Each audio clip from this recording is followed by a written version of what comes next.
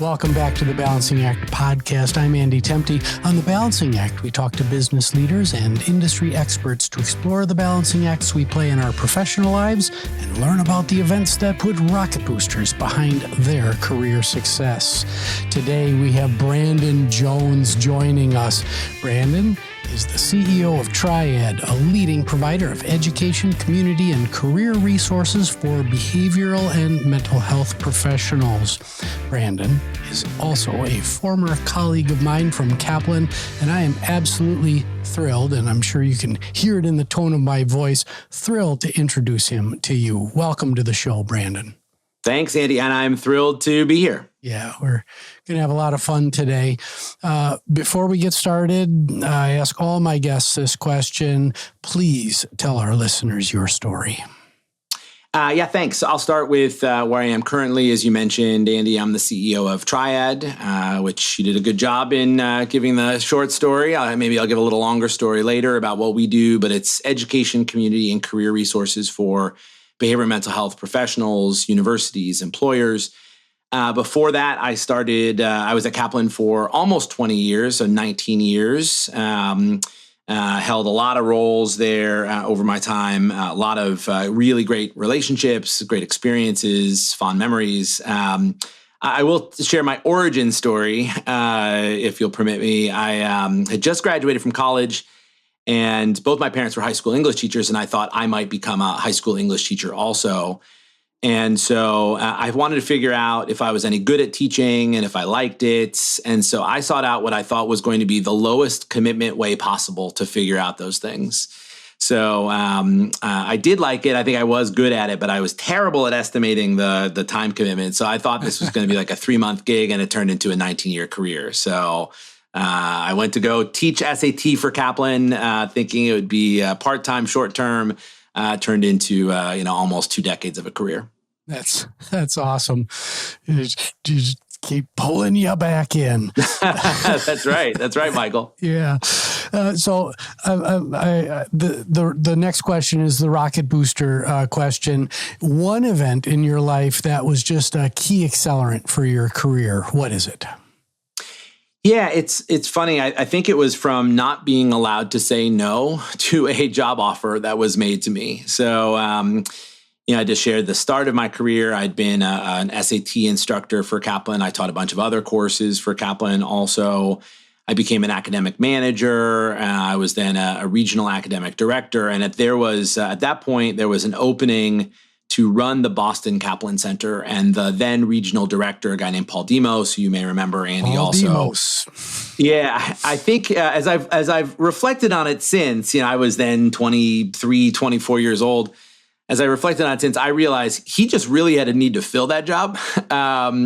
But he approached me about it, and I was decidedly uninterested in it. I considered myself a teacher type. I was, on an academic track. I had my eyes set on a national academic job in a couple years. And I wasn't interested in being a people manager, P&L manager, general manager type. Like, that wasn't for me, or so I thought. So I said no. And Paul said, maybe not no.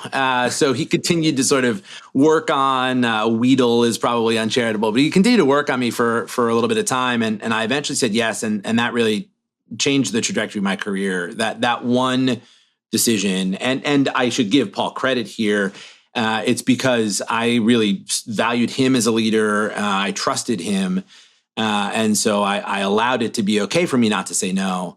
And it really opened me up to then the rest of my career at Kaplan and subsequently my career here at Triad. I've had the opportunity, the pleasure of having, since that field management role, I ran more centers, bigger centers, ran regions, had national sales roles, leading big operational groups, and then ultimately serving as the president of the largest operating unit at Kaplan Test Prep.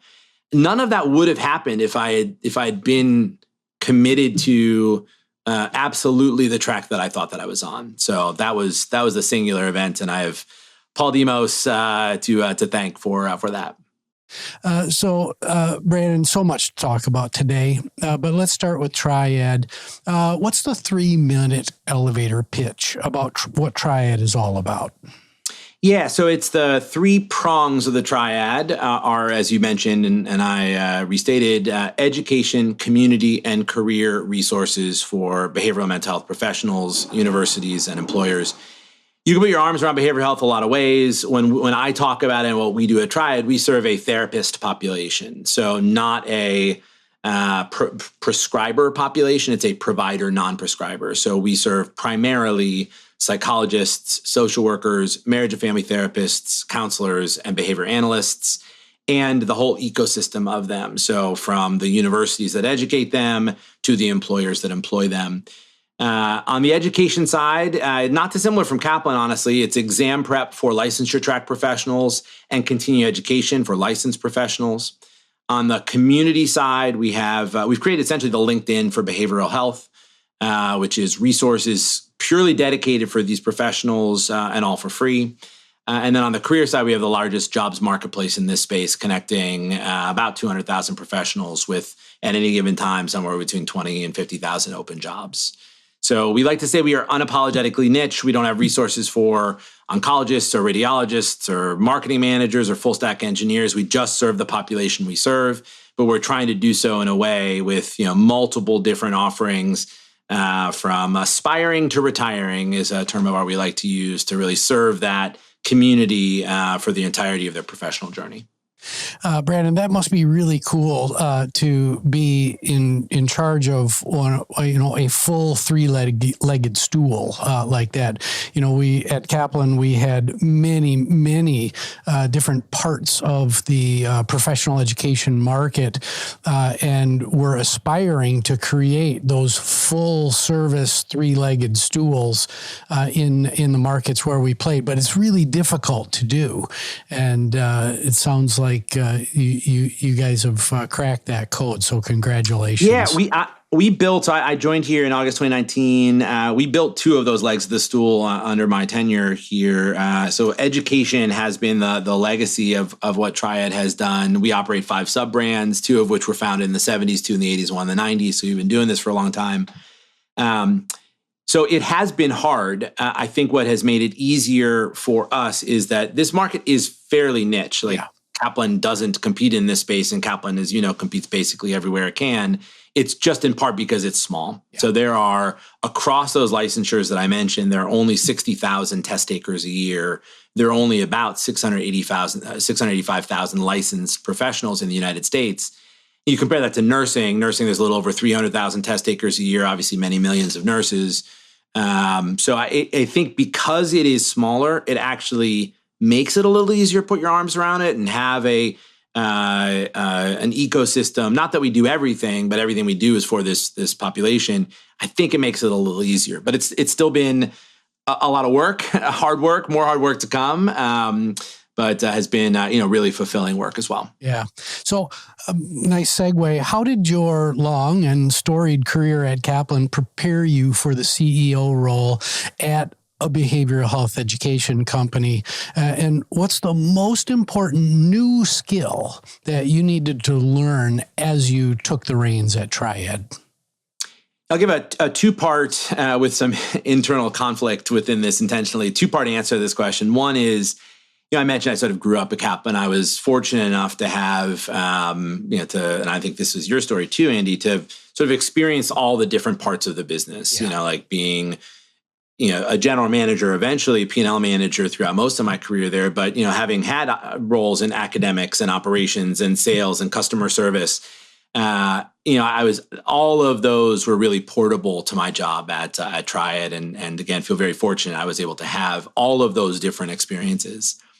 That's one part of the answer. The other part is nothing really prepares you for the CEO role, I think. So I was also lucky enough to have former boss and now friend, and I think former Balancing Act guest, John Polstein, JP. So I left Kaplan in July 2019. I started here in August 2019. And those intervening weeks started here at Triad.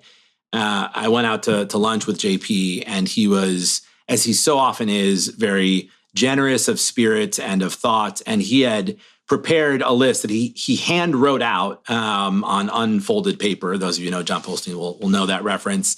A list of 11 things that he recommended I think about as I prepare for my CEO-ship. And I still have that list, now PDF form. It's 2024. I still have that list on my desktop of my laptop computer. It's been really, I think, insightful and inspiring. And to the actual question that you asked about the most important thing, I think the biggest change for me is I've really had to be an outdoor cat instead of an indoor cat. You know, as the president of an operating unit, a lot of the work that you can get done, there's not that it's too much internal politicking, although there is some of that, but a lot of the work that you do is within the four walls of your organization. You know, I was running a $150 million P&L, and I had a lot of the team around me was the team that was going out and working with customers, working with clients, working with prospects, partners. At Triad, that's had to be me by and large. And so that was a shift that I was better prepared for from that conversation with JP, and I think has really been part of my success here in this role. I am going to unabashedly steal the indoor cat, outdoor cat thing. You are welcome to it. It has been very, I think, descriptive of what my experience has been. Yeah. Well, I think more of us need to follow the path to becoming outdoor cats, at least stepping our paws outside of the four walls of our organization and with the purpose of really connecting with the customer. Because totally agreed. Man, when you're an indoor cat, it's so easy to lose track of, who's putting food in the bowl. Yeah, and it's easy to be an indoor cat, right? I mean, I'm sure this was at times in your career, your experience too, like the food's in the bowl, it's warm inside, right? You know, you get to curl up in the sun. Like it's easy to be that. And I think you're right that irrespective of whether there is a role specific imperative for you to get outside those four walls, it's a big world out there. And there's a lot of people with good ideas, really understanding the customer, getting close to who she is, what makes her tick. I think that's, it's really important. Yeah, so we won't try to stretch this metaphor out much farther, but I do feel a Saturday morning muse coming on about this indoor cat outdoor. Sounds great. I look forward to reading it. Yeah, awesome. Before we cut to a break, just really briefly, what's the most important balancing act that you have to play as CEO of Triad? Yeah, I think it's finding the balance between our organizational aspirations and our organizational capacity. And, I say this to my team a lot, there's always more you could do than you can do. And so figuring out what it is that you will do is, I think, in part, the most important part of my job, right, is setting a vision, setting priorities, and then resourcing against those priorities. That's the big job. I don't do it perfectly well any of the time. I try to do it as well as I can all the time. We use OKRs is the framework that we use, which, I'd be happy to have a separate conversation. I'm an OKR fanboy. I think we use them really well at Triad. Better, honestly, than I think we use them at Kaplan, which is where I was introduced to them. But that's really helped us, measure and manage our organizational throughput, which then helps us inform what it is that we're able to do. Because if you're undershooting your capacity, you're not moving fast enough. If you're way overshooting your capacity, it actually becomes demotivating, unmotivating, demoralizing, because then you're never accomplishing what you're setting out to do. So striking that right balance, finding that balancing act is a big part of what I do on a quarterly, monthly, weekly basis. Well, thanks for taking us there, Brandon, because so many leaders, myself included in a deeper past version of myself, We convince ourselves that resources are somehow unlimited, and the really cool shiny balls that we get distracted by. Ooh, let's test this. Let's go there. Let's do that. And your people are sitting back there going, and when are we supposed to get any of this done? Yeah, that's right. I mean, it's really important. I think that's a good note as a leader. You have to be connected to the lived experience, such as it is, of the team that's is working on the projects that you're, right, assigning them, or initiatives that you're setting as organizational priorities. Like, there's real work that needs to happen. If that work is happening on thing A, like, there's an opportunity cost. Probably can't do the same work on the same time on thing B. So right, being really purposeful about that. I have found in my experience, it is not always the best ideas that win in business. It's typically the best execution against good ideas. Yeah. And so that's really where I try to focus our organization on, and the talent that we have is against being just excellent executors against a set of good ideas that we can actually metabolize every quarter. That's awesome. We're going to take a quick commercial break. We'll be right back with Brandon Jones. Has trust broken down in your organization? Learn how smooth workflows enable accountability and unlock trust to create long-term business success. Learn more in my new book, The Balanced Business, available today at Amazon.com and wherever books are sold.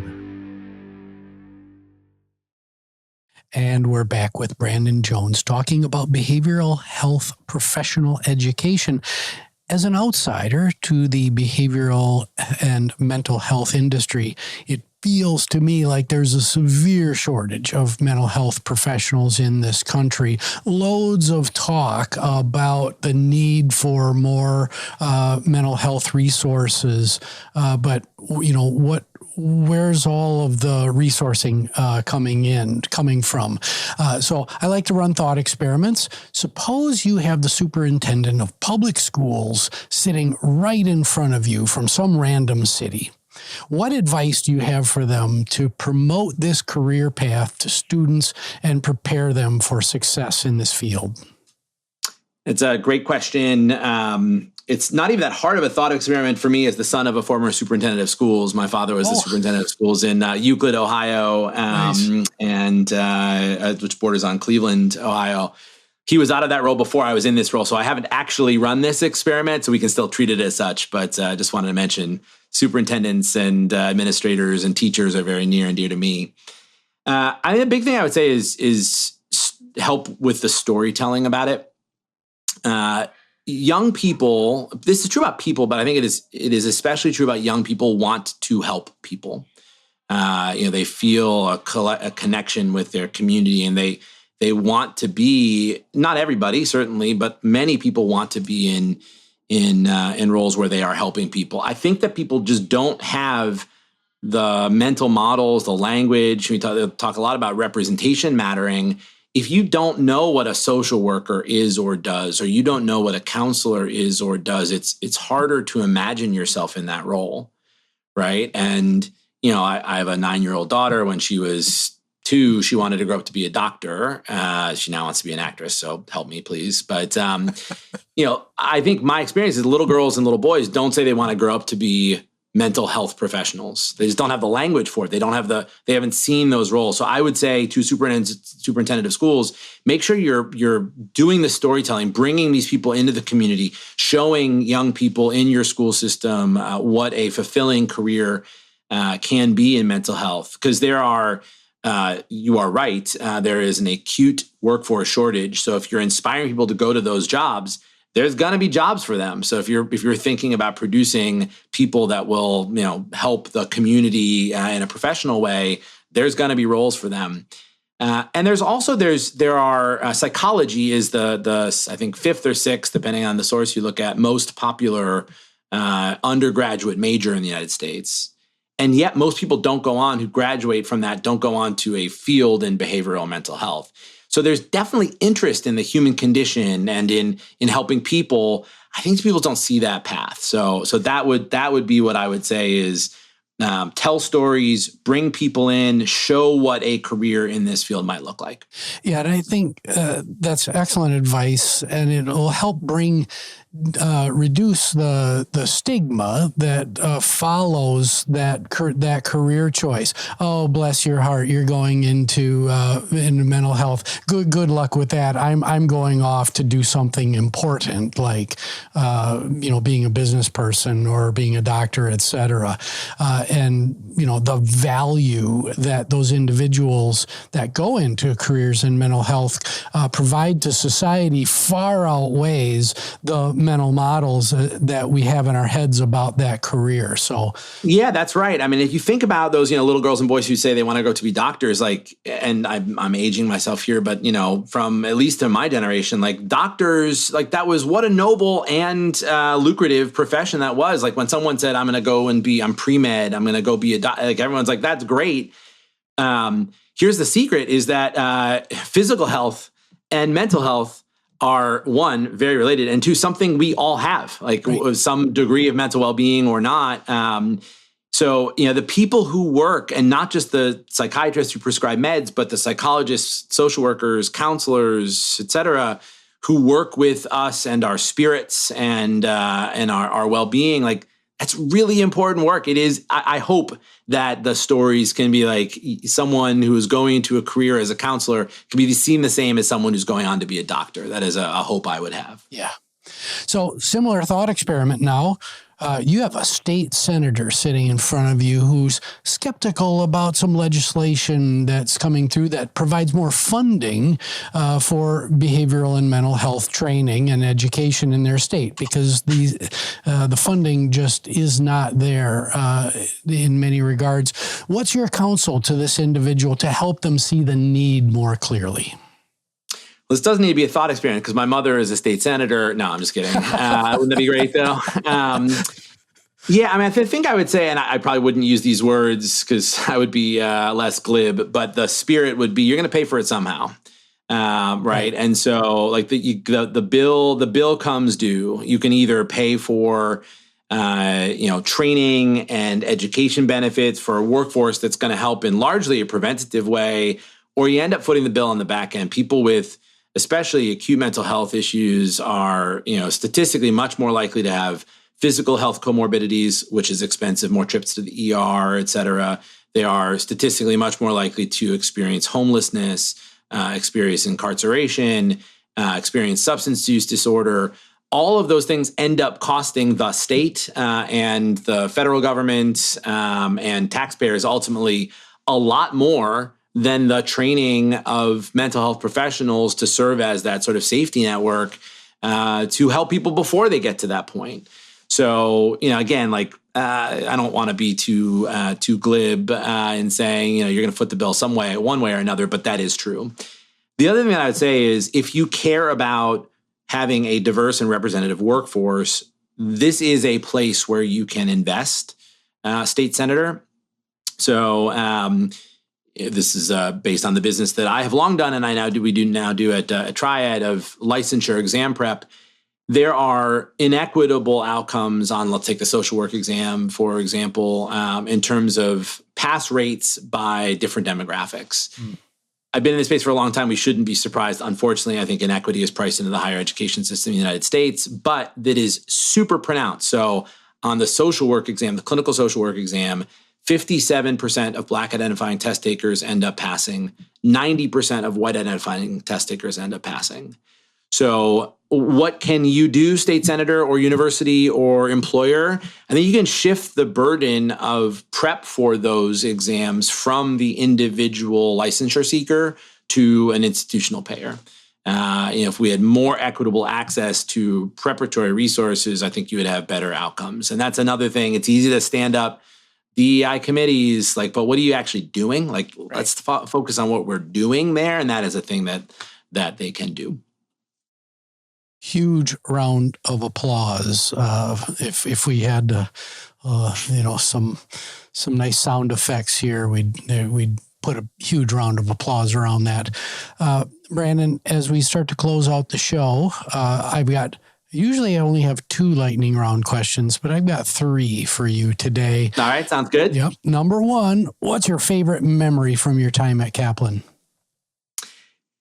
Yeah, I think I will give you one. I will say that a lot of memories with a lot of colleagues who became friends. So I think the thing I remember most is the people. But I will share one specific fond memory is I got to play Citi Field. So Kaplan hosted College Day at the Mets for 2 years, and they may still, but 2 years when I was there. And I got to go on the field. There's about 8,000 local high school students that were brought, college on college track, brought to experience essentially a college fair at Citi Field. And then they got to watch a baseball game for free. Before the game, I got to go onto Citi Field. My slide deck was up on the Jumbotron. Wow. My face was up on the Jumbotron. I was talking through the PA. I'm a big baseball fan, and that was like one of the experiences I'll remember for the rest of my life. Being there, the smell of the Citi Field grass, talking to 8,000 kids who are themselves going on to bright futures. Was really a really awesome experience I got to do for a couple of years. That's great. Yeah, and again, to our listeners, yes, Brandon and I are talking about a specific set of experiences at Kaplan, but these stories are all over the place. And get plugged in, get involved, be a team member, become that outside cat, even within your organization. Thank you, Brandon. Second lightning round question. I give you access to a time machine, and you can send a short message to an earlier version of Brandon Jones. What's the message? And what previous version of yourself do you send it to? I guess I should send a message to the me from like half an hour before this recording to be better prepared for this question. But if I don't choose that answer, I think and this is sort of in keeping with the theme that we've been talking about here today, Andy, it's really the relationships that matter. And so there was a time in, sort of towards the end of my Kaplan tenure, maybe 2015, 2016, where there's some real hard stuff we were doing. We were going through some organizational sort of some reorgs and some wrenching the organization to try to do something different. And there were people who were in the other parts of the home office team who had just very different agendas than I did. And I didn't focus enough on those people and what their interests were, what they were hoping to accomplish, what their fears were. And if I could go back and say, like, it really is all about the people, not just your close colleagues, but also people who are in some cases are in an adversarial role.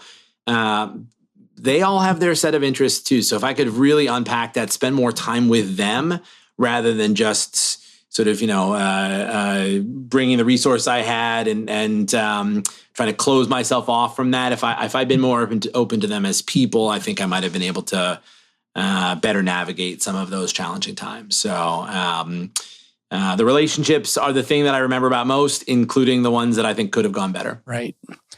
Thank you so much for sharing that. That is a fantastic example of vulnerability in action, if anybody is looking for examples of how that skill shows up. Brandon, speaking of our personal journees, what are you focused on right now in your personal journey of growth as a leader?